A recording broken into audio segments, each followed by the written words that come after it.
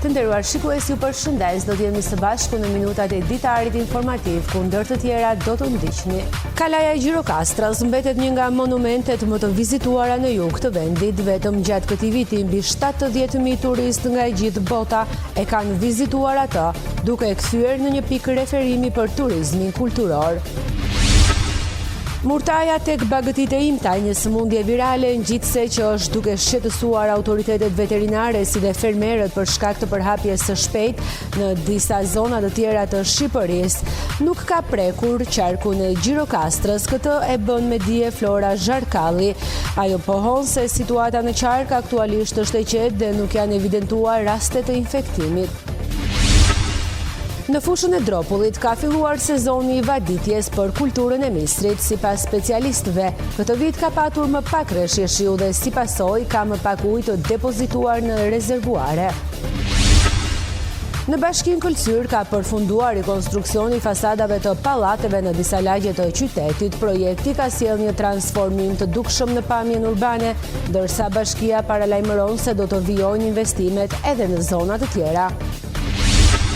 Ju njohim tani më gjerësisht, Kalaja e Gjirokastrës mbetet një nga monumentet më të preferuara për të vizituar si nga turistët vendas, ashtu edhe ata të huaj në jug të vendit. Vetëm gjatë këtij viti mbi 70.000 vizitor nga e gjithë bota e kanë vizituar atë, duke e kthyer në një pikë referimi për turizmin kulturor.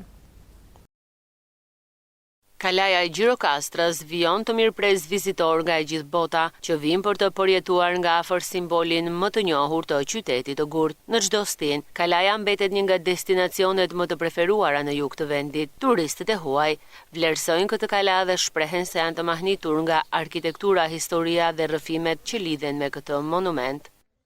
Beautiful.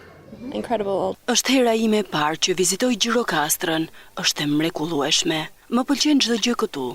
Do të vi përsëri bashkë me të afërmit e mi. Structures, it's very nice. Jam nga Gjermania. Gjirokastra është shumë e bukur dhe plot me turist. Sapo kemi ardhur dhe vizituam Kalan. Është me të vërtet impresionuese dhe plot me histori që do bën për vete. To the beach after that. Ich komme aus Deutschland. Vi nga Gjermania. Është hera ime e parë që vizitoj Gjirokastrën. Më pëlqen shumë ky qytet dhe duket kaq i veçantë. Anlage. Sipas drejtorit rajonal të trashëgimisë kulturore për qarkun e Gjirokastrës, Ardis Duka, që nga fillimi i vitit e deri më tani, Kalaja është vizituar nga mbi 70.000 turistë vendas dhe të huaj. Me njëritë rreth 10% krahasuar me të njëjtën periudhë të vitit të kaluar. Për muajin qershor jemi në shifrën e 12.000 vizitorëve deri ditën e sotme dhe trendi vazhdon të jetë i njëjtë, pra të rreth 10% më shumë se viti i kaluar. Kjo ka sjellë një rritje të ardhurave. Me një numër vizitorësh që rritet nga viti në vit, Kalaja e Gjirokastrës vijon të jetë një nga pikat më të rëndësishme të turizmit kulturor në jug të vendit. Investimet në ruajtjen dhe promovimin e saj po e kthejnë këtë monument në një destinacion reference për turistët vendas dhe të huaj. Murtaja tek bagëtit e imtaj, një sëmundje ngjitse që është duke shqetësuar autoritetet veterinare si dhe fermerët për shkak të përhapjes së shpejtë të saj në disa zona të tjera të Shqipërisë, nuk ka prekur qarkun Gjirokastër. Këtë e bën me dije Flora Zharkalli, veterinare në shërbimin veterinar të qarkut të Gjirokastrës. Ajo pohon se aktualisht situata është e qetë dhe nuk janë evidentuar raste të tilla. Qarku i Gjirokastrës aktualisht rezulton i paprekur nga sëmundja e murtajës së bagëtive, e cila është shfaqur në disa zona të tjera të Shqipërisë. Sipas përgjegjës së sektorit veterinar në Gjirokastër, Flora Zharkalli, janë marrë të gjitha masat e nevojshme parandaluese për të kufizuar çdo mundësi shpërthimi të sëmundjes në qark. Kemi ngritur grupet e punës në përpos blloqet në akset rrugore kyçe. Çdo ditë bëjmë inspektime në fermë, mbajmë kontrole me të gjithë fermerët dhe sidomos me fermerët potencial. Ju kemi bërë të qartë se çfarë shenjash klinike ka kjo sëmundje, cilat janë pasojat në ekonominë e tyre dhe mënyrën se si ata duhet ta raportojnë rastin e dyshimit. Gjithashtu, kemi shpërndar postera në të gjitha njësitë administrative, të gjitha fshatrat, për të sensibilizuar situatën në të cilën ndodhet shërbimi veterinar dhe fermerët në këtë moment. Zhakalli u drejton një apel blegtorëve që të respektojnë rregullat e biosigurisë, të shmangin kontaktet mes stufave në kullota dhe të kufizojnë lëvizjet e bagëtive. Kjo sëmundje ngatrohet dhe me sëmundje të tjera dhe i këshilloj fermerët të mos i mjekojnë kafshët të cilat në këtë moment paraqesin temperaturë të lartë, po të lajmërojnë direkt shërbimin veterinar. Ne jemi në gatishmëri 24 orë për t'i ndihmuar ata, për ta konfirmuar dhe për ta izoluar rastin. Ka shumë rëndësi të izolohet vatra, sepse ka një përhapje shumë të gjerë. Ministria ka nxjerrë të gjitha urdhrat dhe udhëzimet. Në këtë moment ndalohet lëvizja e kafshëve në të gjithë territorin e Republikës së Shqipërisë, sepse mënyra e përhapjes është nëpërmjet kontaktit të kafshëve të sëmura me kafshë të shëndetshme. Dhe sidomos në kullotat e përbashkëta, në mjediset që pinë ujë të përbashkët, nga kontaktet që kanë vetë personat e infektuar, të cilët ja e mbartin dhe e infektojnë tufën. Edhe pse murtaja e bagëtive të imta nuk është një sëmundje zoonotike dhe nuk transmetohet tek njerëzit, ajo mbetet një kërcënim serioz ekonomik. Në rast infektimit të gjitha kafshët e fermës duhet të azjesohen, ndërsa zonat e prekura dezinfektohen nga shërbimi veterinar për të shmangur përhapjen e mëtejshme. Në fushën e Dropullit ka filluar sezoni i vaditjes për kulturën e mistrit. Sipas specialistëve, si vjet ka patur më pak rreshje shiu dhe si pasojë ka më pak ujë të depozituar në rezervuare. 19 rezervuare disponon Bashkia e Dropullit, nga të cilat vetëm 8 janë funksionale dhe mund të përdoren për të vaditur kulturat bujqësore gjatë sezonit të verës. Strukturat vendore të Bashkisë së Dropullit tashmë janë gati për të funksionuar rezervuarin e Pepelit dhe 4-5 rezervuar të tjerë në shërbim të fermerëve për të vaditur mistrin dhe kulturat të tjera bujqësore. Strukturat vendore të bujqësisë pretendojnë se gjatë dimrit të kaluar janë shënuar më pak rreshje shiu dhe si rrjedhim sasia e ujit të depozituar në rezervuare është më e vogël në krahasim me vitin e kaluar. Përgjegjësi i bujqësisë pranë kësaj njësie vendore, zoti Grigor Nika, na jep detaje të mëtejshme për këtë çështje. Deri tani janë pastruar tëra kanalet vaditëse, të para, të dyta dhe të treta. Nga vitet e tjera si vjetë të rreshjet kanë qenë, dim të tërë, shumë të pakta, kemi më pak ujë në për liqene, po është mbjell më pak sasia mistrit, është planifikuar që të vaditen në mënyrë të periodike dhe të tërë të marrin ujin e dëshiruar që të kemi prodhimin e duhur. Është planifikuar dhe nga vetë fermerët, e dinin gjendjen e liqeneve dhe ka mbjell më pak nga viti kaluar që të përballojnë. Si përfaqja e mbjell me misër në gjithë fushën e Dropullit? Si vjet kemi gati 100 hektar më pak nga viti kaluar.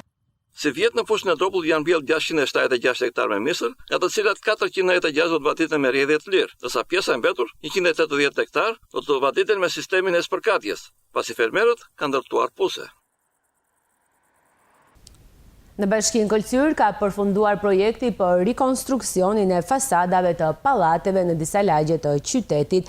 Projekti ka sjellë një transformim të dukshëm në pamjen urbane, ndërsa bashkia paralajmëron se ky investim do të vijojë edhe në zona të tjera. Ndërhyrja në rreth 18 pallate në qytetin e Kolcyrës përmes sistemit të izolimit termik ka sjellë disa përfitime të dukshme, si për jetëgjatësinë e banesave, por njëkohësisht edhe në përmirësimin e imazhit të qytetit. Burime pranë Bashkisë së Kolcyrës bëjnë dije se priten edhe investime të tjera të rëndësishme në qytet. Për sa i përket përmirësimit të kushteve të banimit të qytetarëve, është në qytetin e Kolcyrës, në çdo lagje është ndërhyrë, në çdo banesë 3 deri në 5 kate. Dhe mund të them me bindje plot që kemi arritur deri 18-19 të ndërtesa të cilat janë rikonstruuar plotësisht në pikpamjen e fasadave të tyre dhe të terracave. Janë 2 projekte të miratuara plotësisht dhe fillojnë së shpejti. Ne besojmë që brenda muajit korrik do të fillojnë, është rruga që të ndërtohet sipas gjurmës së vjetër drejt Sarajevit Ali Bek dhe Kolcyrës. Drejtim tjetër që kemi përpasur është transformimi rrënjësor i gjithë rrugës që fillon te fusha e sportit deri në liqenin, i cili do të kthehet në një shiritor për qytetarët. Dhe bashkë me të do të bëhet rruga e re për vargjet e qytetit. Këto investime po japin një tjetër imazh qytetit, i cili tashmë është ndërruar në një destinacion gjithnjë më të preferuar, si për vizitorët vendas, ashtu edhe për ata të huaj. Në Gjirokastër është organizuar për herë të parë aktiviteti Spitali i Arushave, një nismë kjo që synon të ndihmojë fëmijët të kapërcejnë frikën nga mjeku. Të vejglit sollën arushat e tyre për vizitë tek mjekët në një ambient të provizuar me pajisje spitalore dhe personel shëndetësor. Një aktivitet ndryshe është zhvilluar për herë të parë në Gjirokastër duke sjellë shumë buzëqeshje për më të vegjlit. Spitali i Arushave u kthye në një hapësirë loje dhe edukimi ku fëmijët morën rolin e mjekëve për arushët e tyre të preferuar. Në një ambient të improvisuar me laborator, farmaci, ambulancë dhe dhoma kontrolli, vogëlushët mësonin për kujdesin shëndetësor përmes lojës dhe imagjinatës. Në këtë atmosferë loje, fëmijët u njohën me botën e mjekësisë në mënyrë të natyrshme, duke ndërtuar besim dhe empati ndaj kujdesit shëndetësor. Është organizuar shumë bukur për fëmijë, një ambient i këndshëm për të kaluar kohën e lirë. Më pëlqen shumë. Kam marrë se arushin e kam së mund. E vizitove? Po, unë arushin e vizitova te Spitali i Arushave. Arushi tim, e kam cellur se ka thyrë dorë. Mjekët pjesëmarrës theksuan se ky aktivitet u organizua me qëllim për të ulur frikën që fëmijët ndjejnë nga mjeku dhe për t'i afruar ata me konceptet bazë të kujdesit për shëndetin. Në fakt, ky është një projekt që realizohet në shumë vende të Europës, për herë të parë është sot në Shqipëri dhe në Gjirokastër. Ka si qëllim edukativ që fëmijët largojnë frikrat e tyre në mjediset spitalore dhe në moment që janë në kontaktin e parë me mjekët, gjithashtu dhe t'u japim disa info në lidhje me botën e mjekësisë. Pjesëmarrja e fëmijëve tregon që kanë goxha interes në bazë edhe fakti që është për herë të parë dhe është përshtatur në mënyrën e fëmijëve me anë pra në vend të pacientit, ata sjellin arushin e tyre dhe luan rolin e pacientit në vend të fëmijëve, që ata të mësohen dhe të kenë sa më pak frikë. Ideja bazë është që fëmijët të vinë, t'u iki frika nga bluza e bardhë që na shohin si gogol, të njihen me disa procedura mjekësore, të vjen në rolin e prindit tashmë me arushin e vet. Ideja ishte që gjëja të jetë me mesazhe të shumëfishta, përfshirë edhe bashkë rendimin, bashkëpunimin ndërinstitucional, ndaj ne këtu jemi në nivel një VKSH-je. Aktiviteti u organizua nga Spitali Rajonal Omer Nishani në bashkëpunim me njësinë vendore të kujdesit shëndetësor, qendrën shëndetësore Cepo Pizarro Drie dhe platformën Infopedia me mbështetjen e doktoresh Selma Selimaj dhe mjekut Elvis Guçe, duke u bazuar në konceptin ndërkombëtar Teddy Bear Hospital. Banorët dhe besimtarët e Dropullit të Sipërm kërkojnë që të rikthehet tradita festive gjatë kremtimit të frymës së shenjtë në manastirin e Shën Triadës. Në Pepel, këtë vit është evidentuar një pjesëmarrje me ulët e banorëve në krahasim me vitet e tjera. Manastiri Shën Triadës në Pepel të Dropullit të Sipërm është monument kulture i mbrojtur nga shteti dhe mbartë mbi supe, një histori të lashtë, por edhe shumë të pasur me legjenda dhe histori të vërteta. Është objekti i kultit më domethënës, ku ndërthuret tradita popullore me besimin fetar ortodoks. Pikërisht, 51 ditë pas Pashkve ortodokse, tu kremtohet historikisht me përjashtim të periudhës 1967-1990, ku sistemi totalitar ndaloi besimin fetar, dyta e frymës së shenjtë. Si vjet, ka pasur më pak pjesëmarrje në krahasim me vitet e kaluara, ku vetë banorët kërkojnë rikthimin e traditës, sidomos atë para vitit 1967. Ka legjend, ka histori të vërtet, ishte një monastir i famshëm, vinte njerëzit, domethënë besimtarët nga gjithë Dropulli, nga Burgu, nga Ipiri, nga kur ishin para dizetës që kufit ishin pothuajse të hapura vini dhe andej, e festa gjaste 3-4 ditë. Bëhet një panajër i madh me shit blerje e gjërave të asaj kohe me kafshë, domethënë bënin shkëmbim me njerëzit. Edhe kishin dhe ahenge dhe festë madhe se çdo fshat këtu sipër kishte vend për të kërcirë, kishte dyqan me vete. Mendoni se erdhi koha që të rikthehemi tek ajo traditë e vjetër? Koha vonoi të kishtarë më përpara, po që të repertoritet, si të thosh, gjitha ajo që bëhe atëherë, do shumë punë akoma. Të vazhdoj tradita e këtij manastiri që ishte me emër, ishte i famshëm, që nga Preveza, Vurgu, e gjithë Shqipëria e Jugut që mblidhesh këtu. Shkatrimi i tretë është ky që ne pak nga pak po paksohemi, nuk ka pjesëmarrje, edhe do vi puna që këtu do jetë vetëm do njihet nga ana historike. Të njëjtën kërkesë parashtrojnë jo vetëm banorë të tjerë të zonës, por edhe përfaqësues të shoqatave të emigratëve nga Dropulli sipër. Pastrimi i mjedesit nga mjetet të lëna me vite rrugëve ka mbritur edhe në hapësira detare të Sarandës me një operacion të posaçëm. Është bërë pastrimi i fundit të detit për rreth bankinave, duke nxjerrë nga nën ujë varkat e mbytura të lëna në vite në gjirin e Limonit, në afërsi të ish-bazës detare të marinës.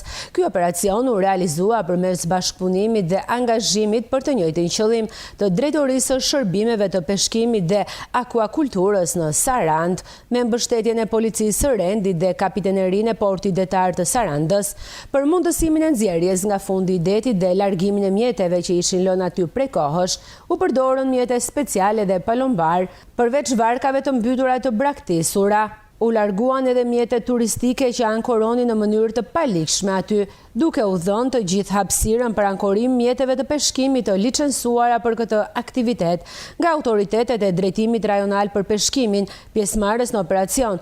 Thanë se brenda ditës së djeshme u nxjor nga nën ujë një mjet i mbytur, një varkë e vjetër u largua nga bankina dhe 2 mjete u larguan nga territori i ujrave të portit. Sipas tyre, puna është duke vijuar për të kryer pastrimin e territorit të bankinës dhe mbajtjen nën kontroll të ndalimit të ankorimit të mjeteve turistike për gjatë gjithë sezonit veror, në zbatim të ligjit për peshkim dhe kodit detar. Ka detyra që do të ndiqen në dinamik për gjatë sezonit veror për të siguruar normalitet dhe në përputhje me legjislacionin në fuqi në ushtrimin e aktivitetit të peshkimit detar. Nga peshkatarët Sarandiot është pritur mirë operacioni pastrimit të nëndetit dhe lënia e lire bankinave, pasi kjo ju vjen në ndihmë mjeteve të licencuara për peshkim. Po ashtu, rritet aksesi i aktivitetit të peshkimit në hapësirat toksore në portin e Limonit, duke lehtësuar aktivitetin e tyre në shërbime dhe në zbarkimin e produkteve peshkore pas kthimit nga gjuhetia. Ndryshojmë tani natyrën e informacioneve tona. Ditën e hënë, datën 16/6/2025, do të kryhet remont në nën stacionin e vjetër. Si mas sigurie do të stakohet energjia në intervalin kohor nga ora 9 deri në orën 13 në zonat Kardiq, Lunxhëri, Lazarat, Antigone dhe pjesërisht në Libohov. Të nderuar shikues, ishit në minutat e ditarit informativ. Ju faleminderit për vëmendjen, shikim të këndshëm të programeve në vazhdim. Bashkë, mirë takofshim.